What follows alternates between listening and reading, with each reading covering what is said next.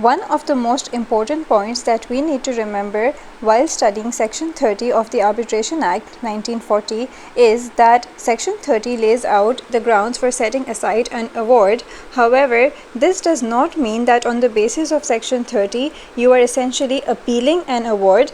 So basically what you need to understand is that Section 30 does not provide a means of appealing the arbitrator's award in the same way that a judge's decision, that is an order from a judge in a court, can be appealed from the district court to the high court.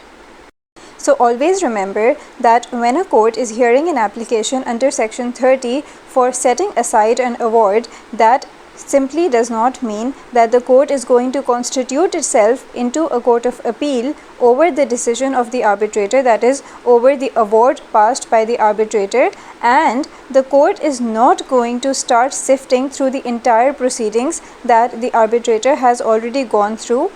So obviously the question arises that if the court is not going to go through the entire proceedings that the arbitrator has gone through, then how is the court going to decide that the award should be set aside? That is, on what basis is the court going to decide that the arbitrator's award can be set aside under Section 30. So Section 30 does deal with certain situations where the court has the power to set aside an arbitrator's award without necessarily going into the details of the award, and that is what we are going to look at in these lectures.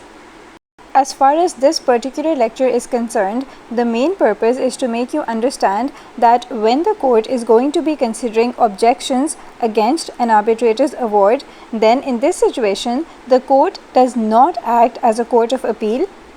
So even though the court does have the power to interfere with the arbitrator's award under the circumstances laid out in Section 30 of the Arbitration Act, but still this does not mean that the court in this situation is acting as a court of appeal in setting aside the arbitrator's award under Section 30.